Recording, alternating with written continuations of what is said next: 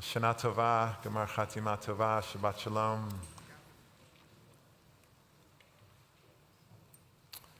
All right, so and I want to say Shana Tova as well. I neglected to, I think, say that last night to folks who are joining us through the live stream. Good to have everyone here with us from wherever you are, and good to be together here. And I'm going to share a little bit, just some thoughts as we lead into the Torah reading this morning, as we get into the Torah reading from the book of Leviticus and the sacrificial gestures that we read about every year at this time. In his book, Meetings, Martin Buber describes a repeating experience from his childhood.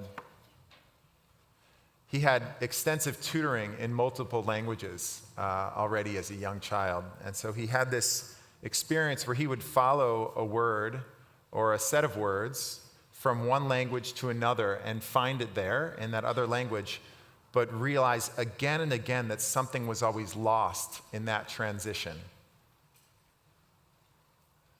He would create made-up conversations between a German and a French speaker, or a Hebrew and an ancient Roman, as, you know, one does as a child. But he would feel, quote, the tension between what was heard by the one and what was heard by the other from their thinking in another language. There was always some distance. There was always some distance between what one expressed and what the other heard. And this experience, Buber writes about, had a profound influence on him. I understand him in this to be pointing toward really the heart of his life's work, that of genuinely meeting, encountering the other. Developed most thoroughly in his classic I and Thou, but captured in a beautiful way in this story. Because what's true, I think he's saying, about the distance between a German and a French speaker, for instance, is true about any two human beings, even ones speaking in the same language. It is perhaps always true that what is heard by one is never exactly the same as what is heard by another. The more substantive the matter, the truer that is. We can understand each other very deeply in moments, but there's always something that cannot quite travel the distance from I to you. He's saying something really important about these gatherings that we've been engaging with this year, which we've been calling panim el panim, literally face to face. And these gatherings, as folks know who've been a part of them, they have been gatherings to talk about Israel-Palestine, to talk about the war, to talk about responses. But I'm going to talk today less about the content and more about the practice of what it is to be panim el panim in our lives. So in these gatherings, we've experimented with various models of sharing with and listening to one another. Across them all, an aim is to more fully understand each other. Through honest sharing, sincere witnessing, we grow to know each other more, even across difference. But what Buber is naming here is a vital component of that, which is a recognition that we can never fully know. We can never fully understand what the other is saying or thinking or feeling. There are always things that will evade understanding. Always something that is unknowable. And we resist that unknowability. It can be profoundly uncomfortable, both to not know and to not be known. A key part of the practice is simply meeting it, being in that tension. And this, I think, is what takes panim al panim from a nice idea into a courageous practice,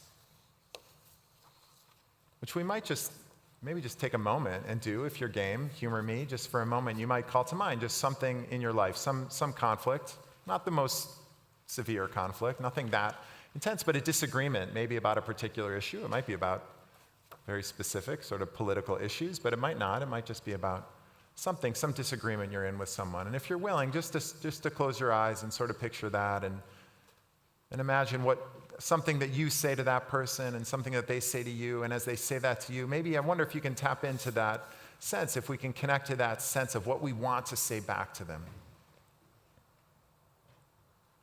Just noticing, just in this moment, don't have to do anything about it, just noticing the urge to make your case.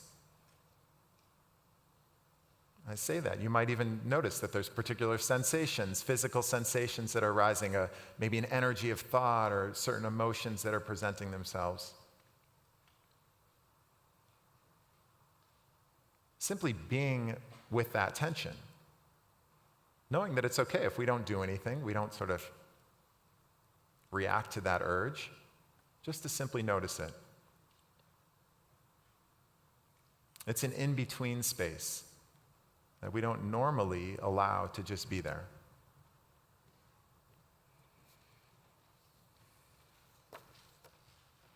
So the panim al panim activity can feel like we're just trying to get along, mollify what's hard, realize that we can still be in community together. And again, I don't mean to, those are important things.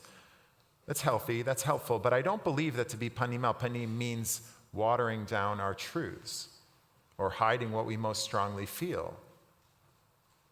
To be face to face can sound sweet, and it is, but it's also risky. It's vulnerable. Both speaking, genuinely sharing our truth when we don't know how it will be received, and listening, truly taking in someone's words with an open heart, without defenses, even as we may disagree passionately with what they say. This, I believe, gets at what Buber talks about as the narrow ridge. He writes, I have occasionally described my standpoint to my friends as the narrow ridge. I wanted by this to express that I did not rest on the broad upland of a system that includes a series of sure statements about the absolute, but on a narrow, rocky ridge between the gulfs where there is no sureness of expressible knowledge, but the certainty of meeting what remains undisclosed. It's not that we can't know anything. We can know some things. We need to, or at least we need to take the risk of knowing clearly in our lives, in the world. I mean, we have stances. We take positions. And the narrow ridge isn't simply finding a middle ground, but it's being vulnerable with each other, allowing ourselves to be encountered. It's not a retreat, it's an exposure. And you can imagine that image of the ridge. And it's good for us to try to know each other. And there's a way in which, as I was thinking about this, I was trying to find the right word. I don't know if this is the right word, but sometimes it almost feels like exploitative. If someone has another word that, as I keep talking, tell me later to try and get at what I'm trying to say, that we're listening to try and figure the other out, to know them so that we can make sense of them and categorize them on our terms. And we have this tension expressed, actually, in a few moments I thought of in our tradition. One is the very first human-to-human connection in Torah, that Adam and Chava, Adam and Eve, are said to be for each other, Ezer kenegdo, which is a really funny, kind of beautiful term. Ezer means help. It's often translated this really bizarre way of like help meet, I think is what it sometimes says. Like maybe that's the King James. But like this sense of helper, Ezer, negdo, neged is opposite, can even mean in opposition. It's like a helper in opposition to you, which is really what we have in sort of our core form, modality of Jewish learning, which is Havurah. Havurah, which is paired learning. And the idea that Havurah part is it comes from the word chaver, which means friend, but it's not a yes man. It's not like the person who's going to always agree. It's actually for the rabbis in the Talmud, the Aramaic term, an Aramaic term that was used for Havurah is bar plugta, is like the, what's a good way of saying bar plugta is like your disagreement buddy. You know, maybe it's like your sparring partner, like the one who's going to really challenge you to grow and to learn.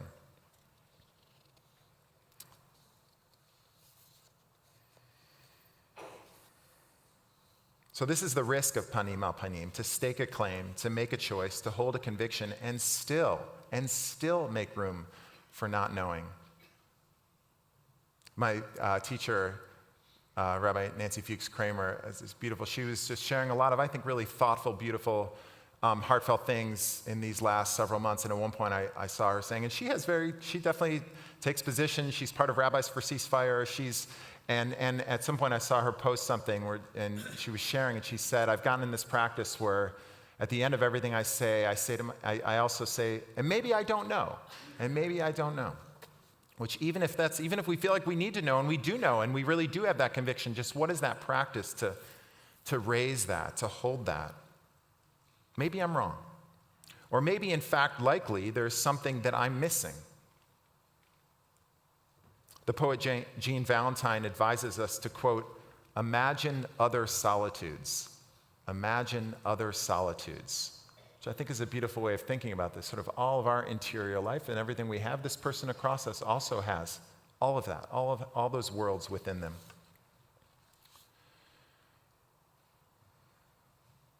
So this Torah reading that we'll get into takes place in the Mishkan, in the tabernacle, the portable sanctuary that our ancestors carried with through the wandering in the wilderness. And at the very heart of the Mishkan, the very heart of the tabernacle is the ark where the tablets are placed. And on top of the ark are these two gold-winged angelic creatures known as the cheruvim.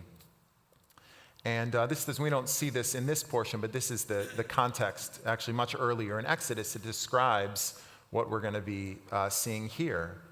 And it says, the cherubim shall have their wings spread out above, shielding the cover with their wings. They shall confront each other, the faces of the cherubim being turned toward the cover. They shall confront each other, and the language uses that word of panim, ufnehem ish el achiv. Each person's face shall be toward their fellow, their other. And so they're on top of the ark and they're facing each other. And then we're told a couple of verses later, God says to Moses, there I will meet with you, and I will impart to you from above the cover, from between the two cherubim that are on top of the Ark of the Pact, all that I will command you concerning the Israelite people. And so in this space, in the encounter, between these two creatures, this empty space, that is where God is going to show God's self and give the instruction to Moses. In that space that is, let's say, potent and fraught and mysterious in between, in that place of encounter. And so perhaps these encounters that we have with one another, human to human, they are in a sense entering into what we call the Kodesh Kodeshim, the Holy of Holies. This place that we will read about in just a moment, where the high priest goes in on one day of the year and says the one ineffable name in that one place, the inner sanctum, the Kodesh Kodeshim, the Holy of Holies. And as we'll see right off the bat, Aaron is told, don't go in carelessly. Don't go in. Actually, the very first thing we hear is after the death of Nadav and Avihu, Aaron's sons. And why did they die? They died because they got too close, or they went in carelessly. We don't even know what they did. They did something. They didn't prepare themselves or go through the steps that were needed. And it's not like that story is like, they never says they did something wrong. They got burned by getting too close. And there's a way in which I think we're being invited to see this encounter and to be told and reminded, don't go in lightly. And so what if we think of our encounters, our human-to-human, panim-al-panim encounters that way? Don't go in lightly. Don't be careless. Don't be cavalier. And we need to prepare. There are particular steps we take. And that's why I know for some folks it might have felt a little contrived, but like in each of these panim gatherings, we had very specific prompts. And I'm not saying we did everything right. Obviously, we're always learning and trying to figure out the right way, but it's like, not just like, hey, go. Just like, go talk to each other. It's like really, and what am I doing to mentally and spiritually prepare myself as I go into that encounter? So this ritual that we'll read about today has very serious, even severe consequences. God says, I appear over the cover in a cloud, and so it's potentially dangerous. And I've been feeling it this year, that word danger really as potency. In this story, as potency and the risk of encounter. So obviously, as we get into the reading, there's a series of strange and foreign and archaic details. But hopefully we can find some resonance with what we navigate and what our ancestors were navigating. And so I'll offer these as questions for us to reflect on as we go into the reading. What do we do? What do I do? What do you do in the presence of this unknowability, of not knowing, of not being known? What do we need to have with us as we go into that encounter? And I will note, as we get into the reading, you'll see, you might think, oh, it's dangerous, we need to armor up. Specifically, what is the high priest told to wear? Just linen, simple linen garments. There's a way in which the protection isn't about more sort of force. It's about actually more vulnerability. So what is my offering into that empty space? What risks am I willing to take? And what do I need to set down? What do I need to set down? And that's ultimately, as the high priest goes in, it's actually not a series of things he accumulates, it's a series of things he leaves behind.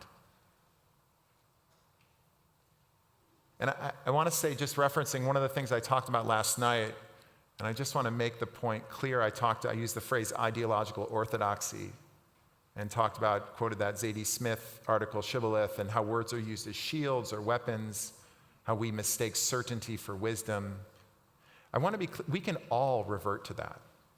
I want to make sure that that's clear what I'm saying across the political spectrum. We can all revert to that. We all have our words that we carry with us, or our symbols that we carry with us. And not that those words and symbols aren't really important, they are, as I think Zadie Smith was saying, and as I was trying to say last night. But when we use them as badges, when we use them as if we're doing the work and the practice just by saying the words, I think that's where we really slip into something that's really becomes idolatrous and really actually prevents growth and change and transformation rather than facilitates it. So how do the words we carry, the positions we carry, lead us into real, genuine practice and learning with one another?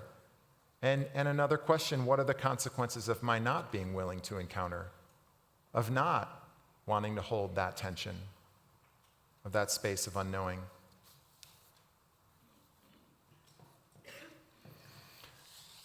Because really what we're told, I think again and again through Torah, is that we need to approach, that the word for offering, for sacrifice, is korban, which means drawing close.